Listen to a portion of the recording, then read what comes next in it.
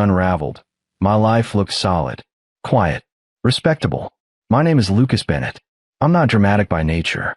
I don't slam doors or raise my voice. I built my career the slow way. Long hours, steady choices, patience that most people mistake for weakness. For 11 years, I was married to Vanessa Bennett, and for a long time, that patience felt like love. We lived in a tasteful suburban house outside Denver. Neutral colors, clean lines, the kind of place that looks warm in photos but echoes when no one's talking. Our mornings followed the same rhythm. Coffee brewed at 6:30, news playing softly, her scrolling through emails while I reviewed reports on my tablet. It wasn't a bad life, but it stopped feeling like ours. Vanessa changed gradually, the way fog creeps in without you noticing. She started dressing sharper for work. Nothing inappropriate, just intentional. Her phone became an extension of her hand. Always face down. Always protected with a new passcode she never bothered to mention. At first, I blamed stress. She worked in corporate development, handled high-pressure negotiations, dealt with people who smiled while plotting 3 moves ahead. I told myself distance was just exhaustion wearing a different mask. But exhaustion doesn't erase intimacy. She stopped asking about my day. Stopped sitting beside me on the couch. When I reached for her hand, she didn't pull away, but she didn't lean in either. Like someone tolerating a habit they were already planning to quit. The first real crack came on an ordinary Tuesday. I came home early with dinner from a place she loved. Something spicy, something familiar. The house was empty. Lights off. No note. No message. She arrived almost 2 hours later, keys jingling too loudly in the silence. She looked surprised to see me. "Oh, you're home already," she said. "Not sorry. Not I should have told you. Just surprise." That night, I lay awake listening to her breathe beside me, wondering when she stopped seeing me as someone worth explaining things to. After that, I started noticing patterns.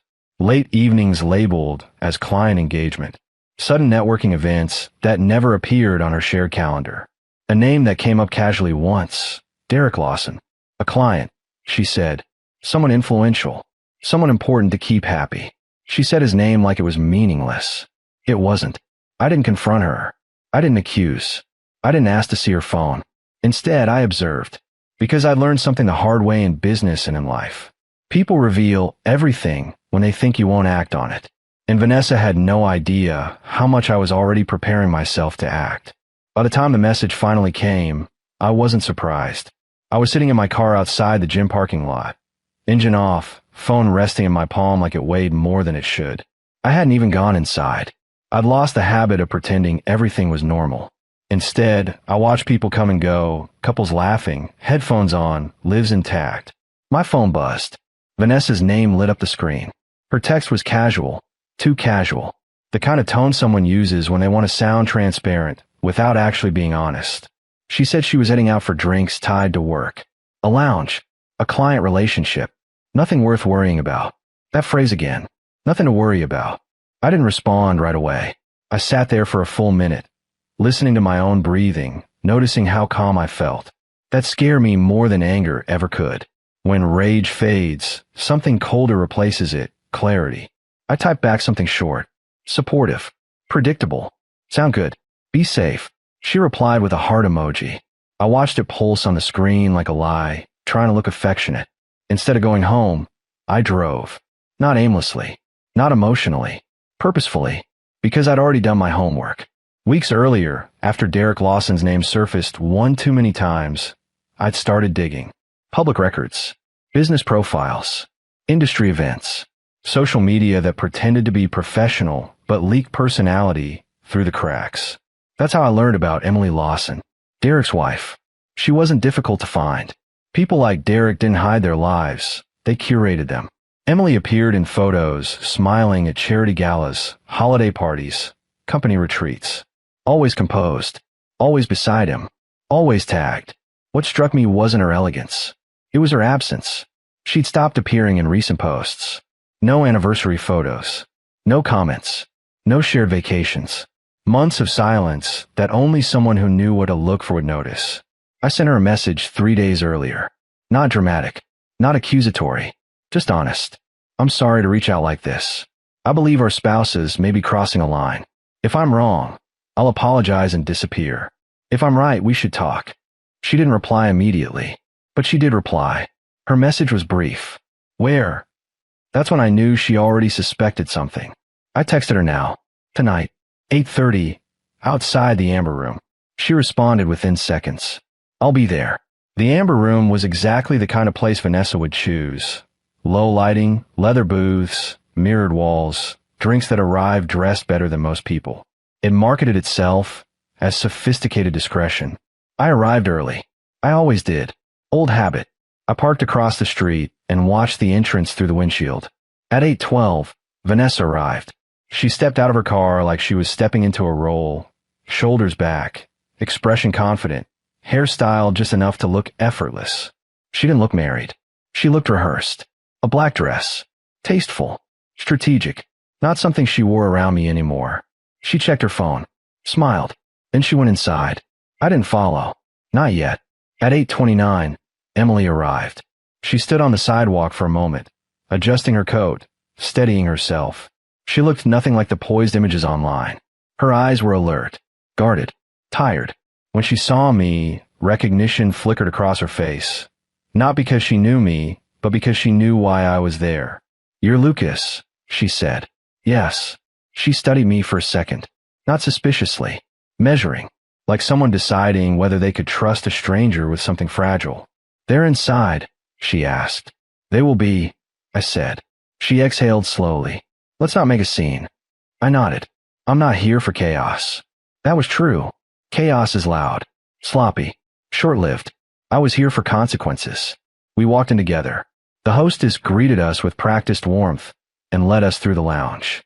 As we passed the bar, I spotted them immediately. Vanessa and Derek seated close, bodies angled inward, laughter shared like a secret. Vanessa's hand rested on the table. Derek's fingers brushed it casually, confidently. Not a first-time gesture. Emily stopped walking. I felt it beside me. The moment her suspicion crystallized into certainty. Vanessa noticed us first. Her smile froze mid-laugh. Her eyes moved from me to Emily, back to me again. For a split second, she didn't understand what she was seeing. Then she did. The color drained from her face so quickly it was almost impressive. Her posture stiffened. Derek followed her gaze, confusion turning to alarm. What is this? Vanessa whispered, standing halfway. I didn't raise my voice. I didn't accuse. I simply said, we should all sit. Emily took the seat opposite Derek without a word. The silence that followed was heavy, crowded with things no one wanted to say out loud. Derek tried to smile. Emily, this isn't. She held up her hand. Don't, she said calmly. I just want to listen. Vanessa turned to me, eyes pleading, furious, terrified, all at once. Lucas, you're embarrassing yourself. I leaned back in my chair. No, I said quietly. I'm finally paying attention.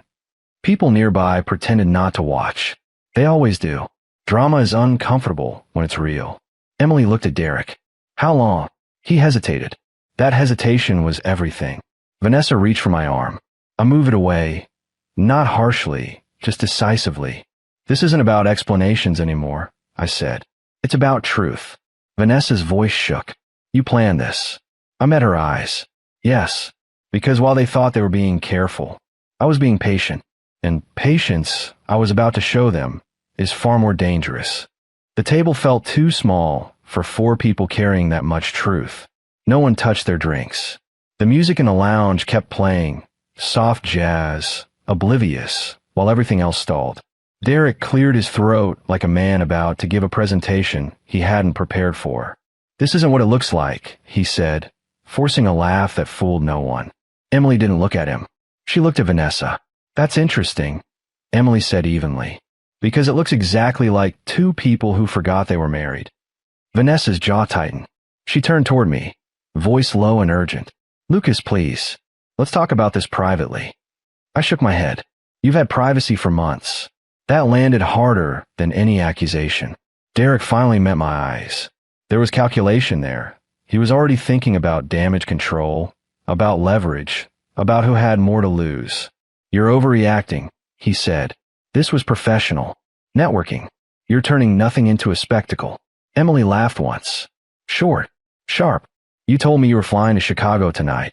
she said. You even packed. Derek froze. Vanessa's eyes flicked toward him, panic flashing for the first time. She hadn't known that part. She hadn't realized she wasn't the only one being lied to. I watched her register it. The betrayal within the betrayal.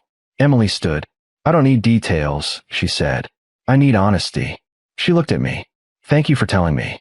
That took courage. Vanessa scoffed. Courage? This is spite. I met her gaze.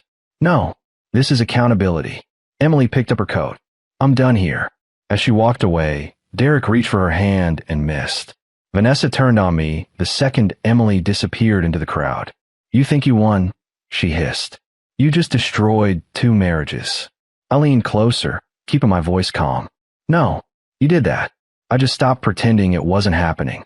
Her expression hardened. Fine, she said. You want honesty? Yes. I was unhappy. You were predictable. Safe. Derek made me feel seen. That hurt.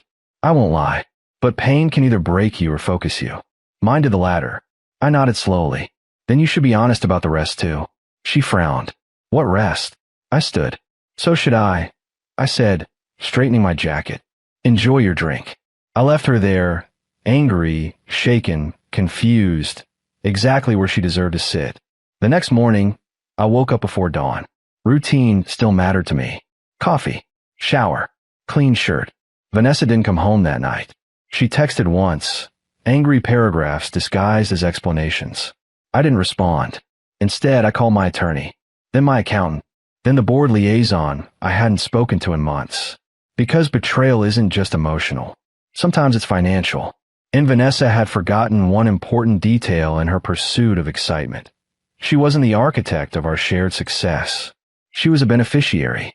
Derek had introduced her to opportunities, consulting, strategic partnerships, business plans he insisted she keep quiet about. He made it feel exclusive, special. What she didn't know was that Derek had been siphoning funds through shell arrangements that brushed dangerously close to illegality. What Derek didn't know was that I'd noticed.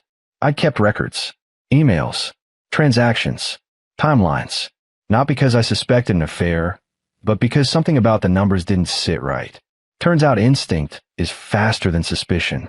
By noon, I'd submitted everything, not as revenge, as correction. Vanessa stormed into the house that evening, eyes blazing. What did you do? I didn't look up from the table. I protected myself. She laughed bitterly. You're trying to ruin him. No, I said calmly. I'm stepping away from liabilities. Her phone buzzed, then buzzed again. Her face paled as she read. Derek wasn't answering. His firm had questions. And suddenly, Vanessa realized something terrifying. I wasn't reacting emotionally. I was dismantling quietly. And she had no idea how far I was willing to go to make sure the life I rebuilt would never include being betrayed again. The moment Vanessa realized Derek wasn't calling back, something inside her finally cracked. She stood in the kitchen, phone pressed to her ear, redialing the same number over and over like repetition might undo reality. Her voice had lost its sharpness. The woman who once spoke with certainty now sounded small, uncertain, exposed. Lucas, she said quietly, lowering the phone. What did you do? I didn't rush to answer. I was seated at the table, reviewing documents, not because I needed to, but because I wanted her to understand something important. This wasn't emotional anymore. This was procedural. I protected myself, I said calmly. Her eyes filled, but there was no sympathy left in me to meet them halfway. Tears don't erase patterns. Apologies don't rewrite months of deception. You destroyed his life, she said, almost pleading now. I finally looked up. No, I stepped out of a situation that was already collapsing. If his life depended on secrecy, it wasn't stable to begin with. She sank into the chair across from me, hands trembling. I never meant for it to go this far. That's the problem, I replied. You didn't think far at all. The next few days unfolded like dominoes falling in silence. Derek's firm suspended him pending review. Financial partners distanced themselves. Meetings disappeared from calendars. His influence, once so impressive to Vanessa, evaporated under scrutiny. Vanessa watched it all happen from the sidelines, powerless. For the first time, she wasn't choosing the narrative. She tried to fight back at first. Accusations, blame, emotional bargaining. You were distant. You didn't notice me. You stopped trying. I listened without interrupting. Then I said something she didn't expect. You're right. I wasn't perfect, but I never betrayed you. That ended the argument. Because there is no justification that outweighs dishonesty. The divorce was quiet, almost sterile. Papers signed across polished desks. No raised voices. No dramatic walkouts. Just the final acknowledgement that the marriage had ended long before the paperwork caught up. We sold the house, split accounts, divided what was left of a shared life. Vanessa asked once, during the process, "Do you hate me?" I thought about it. No, I answered honestly. I just don't trust you. And without trust, there's nothing left to hate.